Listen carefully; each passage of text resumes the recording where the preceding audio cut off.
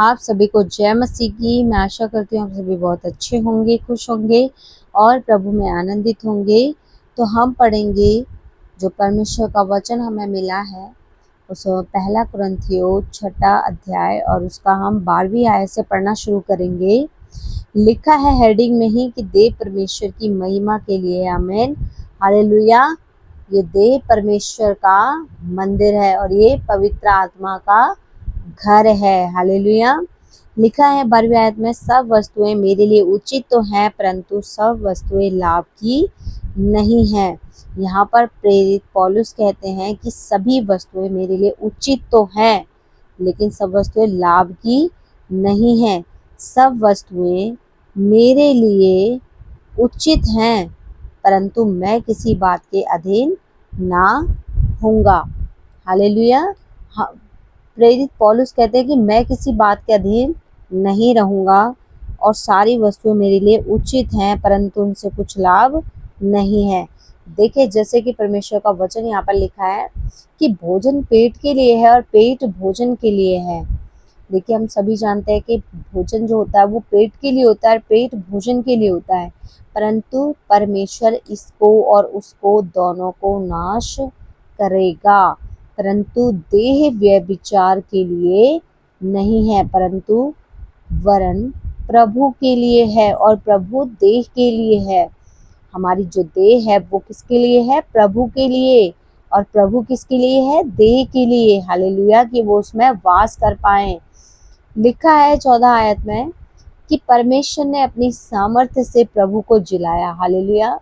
परमेश्वर ने प्रभु यीशु मसीह को अपनी सामर्थ्य के द्वारा जिलाया और वो हमें भी जिलाएगा, आमीन, हालेलुया। वो हमें भी जिलाएगा और हम परमेश्वर के साथ रहेंगे। 15वीं आयत कहती है, क्या तुम नहीं जानते कि तुम्हारी देह मसीह के अंग है, हालेलुया। तो यहाँ पर प्रेरित पौलुस कहते हैं कि क्या तुम नहीं जानते कि तुम्हारी जो देह है वो मसीह के अंग है। तो क्या मैं मसीह के अंग लेकर उन्हें वेश्या के अंग बनाऊं? कदापि नहीं, कभी नहीं, है ना। तो हमारी जो अंग है, हमारी जो देह है वो किसके हैं? परमेश्वर के लिए है और परमेश्वर हमारी देह के लिए, इसीलिए हमें व्यभिचार जो होता है वो हमारे शरीर से होता है। इसीलिए हमें इस शरीर को परमेश्वर की महिमा के लिए लगाना है, क्योंकि शैतान जो है वो इसी टकटकी लगाए हुए है कि कैसे मैं इनके शरीरों को व्यभिचार में डालूं ताकि ये परमेश्वर के विरोध में काम करें। ठीक है, तो हमें इस बात का विशेष ध्यान रखना है कि अगर हम व्यभिचार करते हैं तो वो हमारे शरीर से ही होता है और जिससे प्रभु को बहुत तकलीफ होती है, हालेलुया। लिखा है, क्या तुम नहीं जानते कि जो कोई वेश्या से संगति करता है वह उसके साथ एक तन हो जाता है, क्योंकि लिखा है वे दोनों एक तन होंगे, हालेलुया। देखिए, परमेश्वर बताते हैं कि जो वेश्या की संगति में जाता है वह इसके साथ एक तन हो जाता है। इसी प्रकार से लिखा है कि जो प्रभु की संगति में रहता है वह उसके साथ एक आत्मा हो जाता है, हालेलुया। जब हम प्रभु की संगति में रहते हैं, जब हम प्रभु के पास बैठते हैं, जब हम प्रभु से प्रार्थना करते हैं तो हम भी प्रभु के साथ एक आत्मा हो जाते हैं। इसीलिए परमेश्वर का वचन बताता है कि व्यभिचार से बचे रहो, क्योंकि जितने अन्य पाप मनुष्य करता है वे देह के बाहर हैं, परंतु व्यभिचार करने वाला अपनी ही देह के विरुद्ध पाप करता है।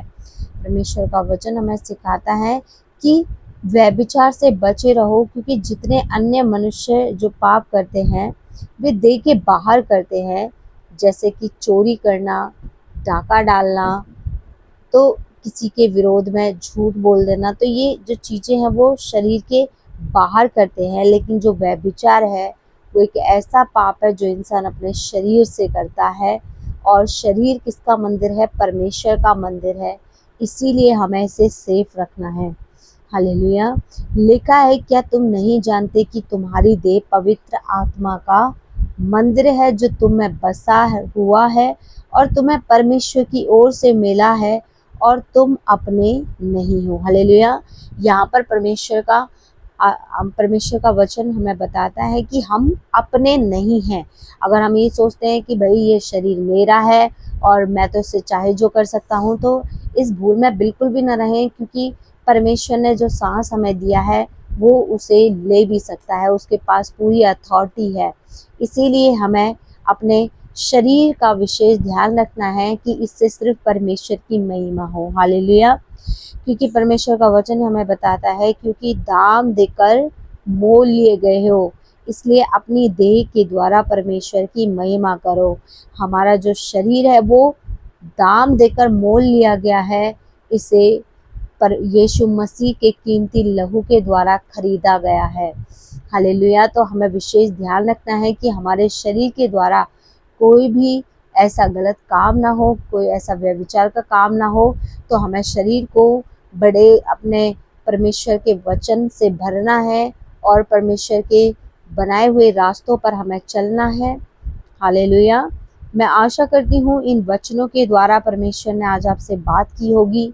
सभी को जय मसीह की। धन्यवाद।